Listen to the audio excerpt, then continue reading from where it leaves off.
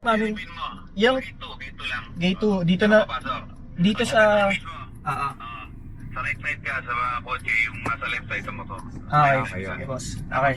Okay, sige bye-bye. Sige, mukhang okay naman sa usap.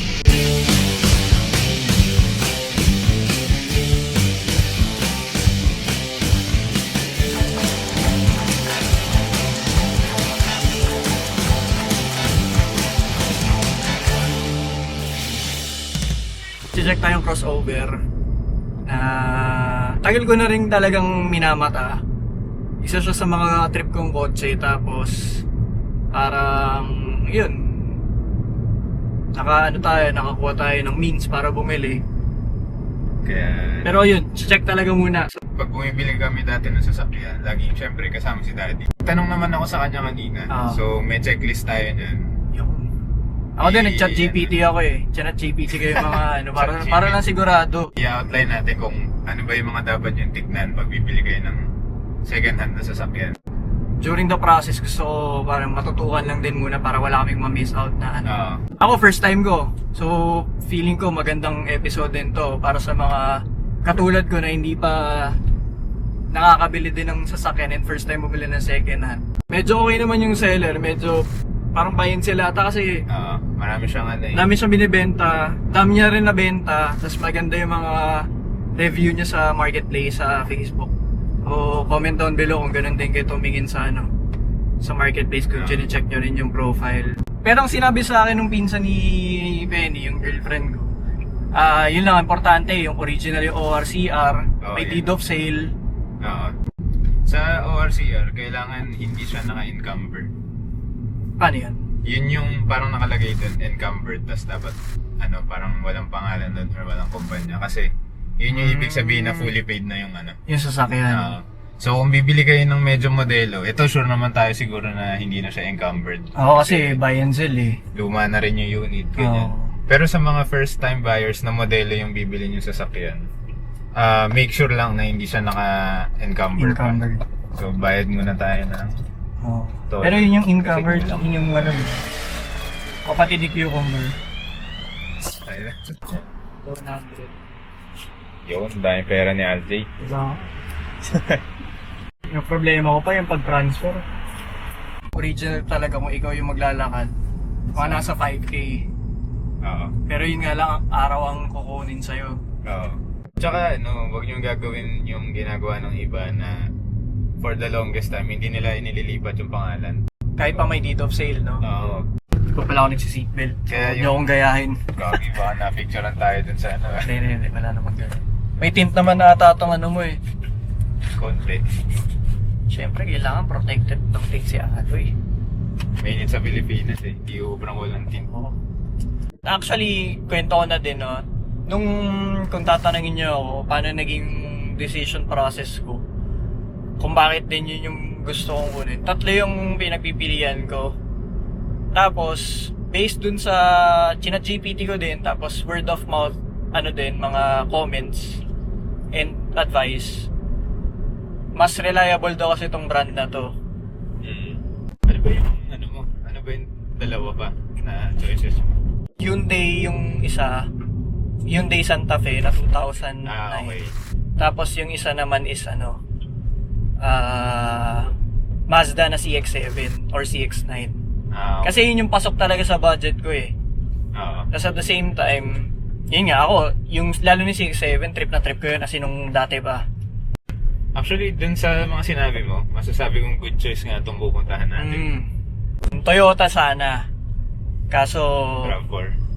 medyo masikip kasi yung loob eh. Kasi yung kapitbahay namin nakaganon, yung Gen na yun. Okay. Mga 2009. Medyo masikip. So, etong model na i-check namin, eto medyo malaki-laki naman. Malawak sa At loob. isang advantage na napansin ko pala dito, Mm. may si David, meron tayong review nun. Di ko alam kung Oo. na-edit na namin or ano. Pero Yun, meron pala. may first-hand experience na yung isang tropa natin na humawak ng ganitong sasakyan. So, may mapagtatanungan tayo na, actually nag-message ako kanina sa kanya na ano, Yung mga checklist. yung mga naging common issues. problems and issues ng yung sasakyan na yun sa kanila. So, ayan. Natawagan ni Alje yung ano natin. Hello? Hi Sir Martin. Yes, ako. Sir, nandito kami sa may Petron ngayon. Hindi pa kasi kami makaano sa gate. Anong sasabihin po pagpasok? Sige ba, bye-bye. Ayun, sumagot na. So, ayan, habang inaantay natin yung address, kikwento ko pala yung ano. Dati, nagkaroon kami ng ganyan. Yung Mirage namin, naalala mo? Yung black. Ano, nung bibili namin yun, Second hand din yun. oo, sige na. Oo. Bibili namin yun, usapan namin parang 11 ata. So, punta na kami doon. Ang kitaan namin sa McDo, malapit sa kanila. Dito rin yung sa Rizal eh. Ah. Alam ko. Tapos, mga isang oras bago dumating yung, yung seller. Oo. So, tagal namin, kumain na muna kami, ganyan. Tapos, pagdating niya, kasama niya yung girlfriend niya, tapos basa parehas yung buhok nila. Putek. Basa buhok ang putsa. Kulit lang eh. Hello sir. Boss, natanggap mo na? Sir, eto. Pero ang pasok namin Pin mo. ang pasok namin Pin mo. yung Gate 2 lang. gate 2 dito na Papasok. dito sa Mismo. ah. Sa right side ka, sa mga kotse, yung nasa left side sa motor. Okay, Okay, sige okay. boss. Okay. Okay, sige, bye-bye. Sige, mukhang okay naman kausap. Ayaw lang ako pagsalitain. Oo nga eh. Tatanong ako eh. Ano na, medyo dito kami sa area. Oo. So wish us luck. Sana hindi ma-touch si Alje. Oo. Ay, madali pa naman ang matouch. Ako yung magiging Oo. Ako yung magiging decision maker dito Yan. ngayon eh. Yan, si Master Aloy. So, A few moments later. Yan. Dito tayo sa Mercato. Okay, dito. oy, solid.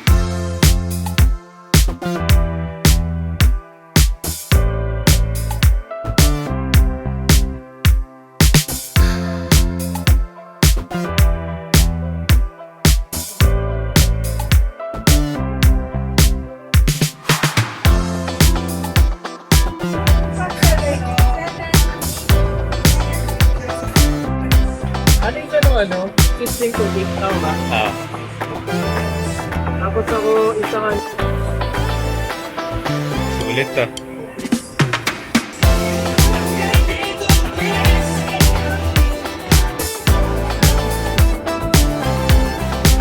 Tiyo na yung malungkot na. Tiyo na din. Hindi kami nakakuha ng auto.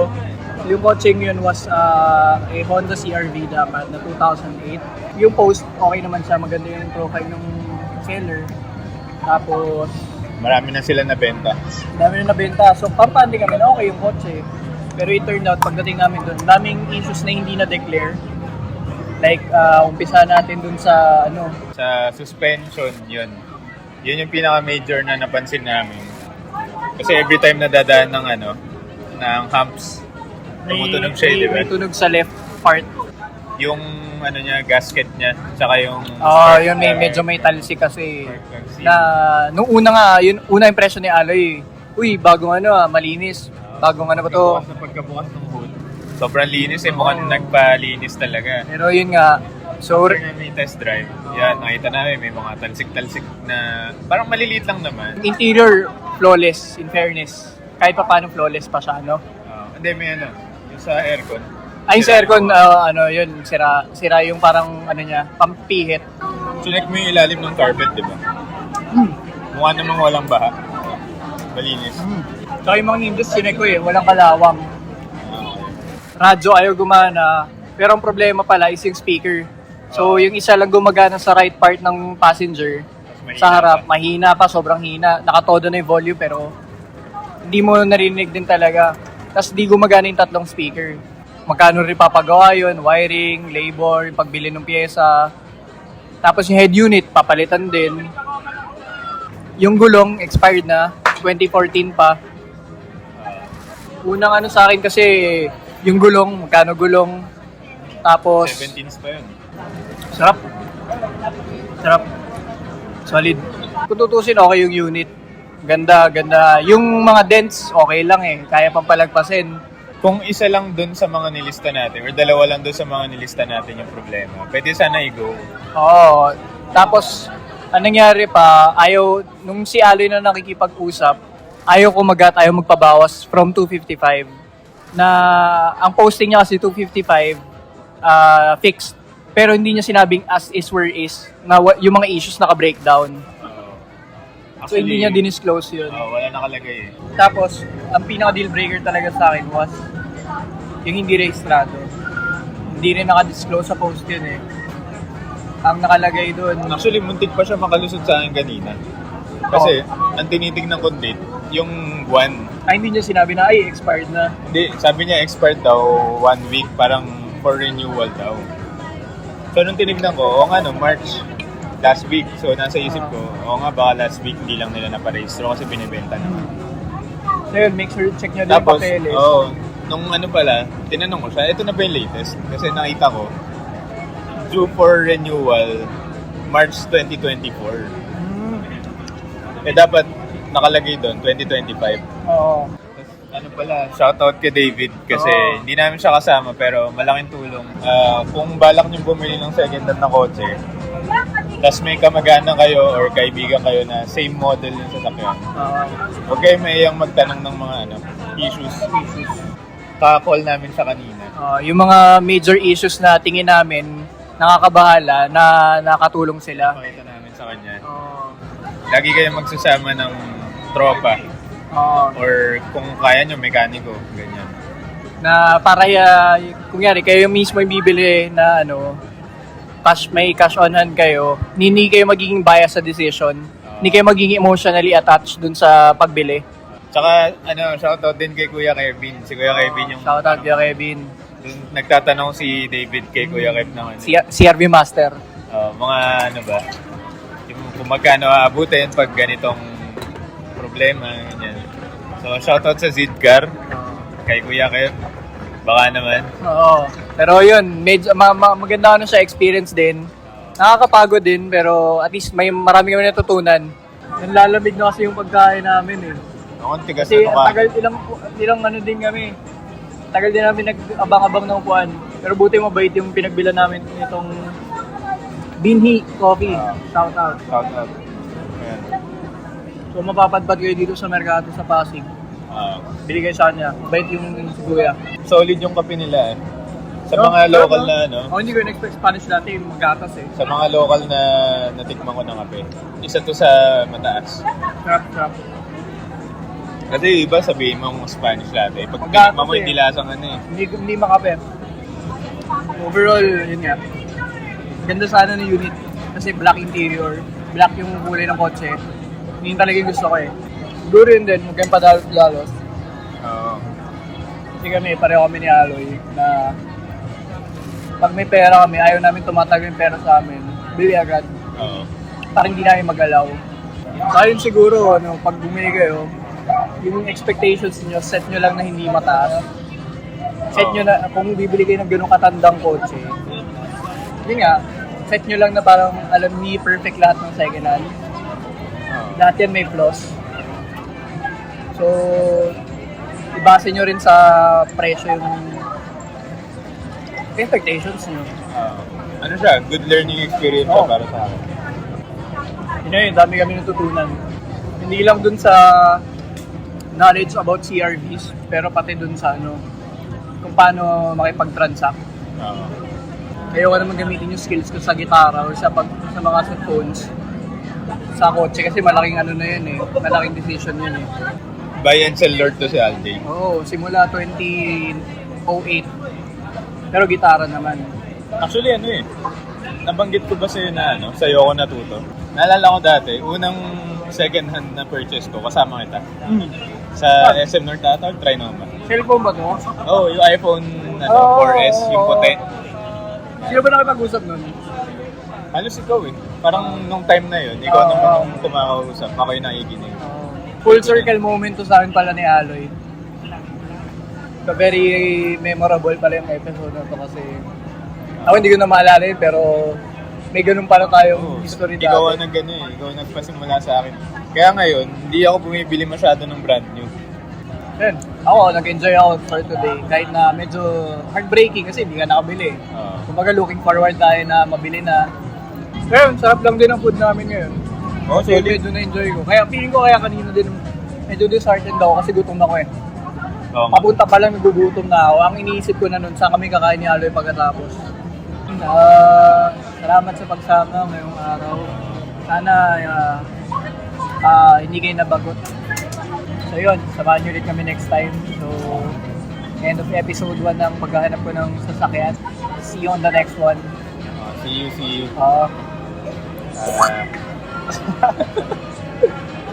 Yun. Alright. Yun, nang hindi lang namin gagawin sa channel na to, Magics.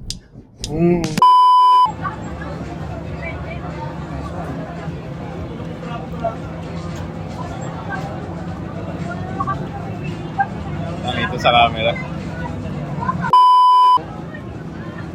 Apat pa dun, puro 4x ano. 4x ano. Ayaw nga, ang ganda naman ano yung kotse. Kotse yun. Hindi maalis yung ano mo dun. Kaya, Nawala siya. Ano yun? talaga nabaliw ka dun ah. Hindi lang busog yung ano namin, pati yung mata. Pwede. Grabe yung kotse na yun, no? Gray na gray. Kaso parang basa. Nawala ng basa. Ito yung panahon na. Oo nga. Makikat na lang po itong part na to. Sabi ni meron din dun. Parang yun yung kanina. Yung mga jacket. Parang, Pero parang matanda pala, pero maganda. okay na. Magandang matanda. Yung sasakyan. Yung mga ano siguro, Yung sasakyan. 90s car, gano'n. Ah. 90s. Or baka ano, Yun din. late 80s gano'n. Alam mo na, may bago na tayo ng bayan. Okay, ayan si David dito.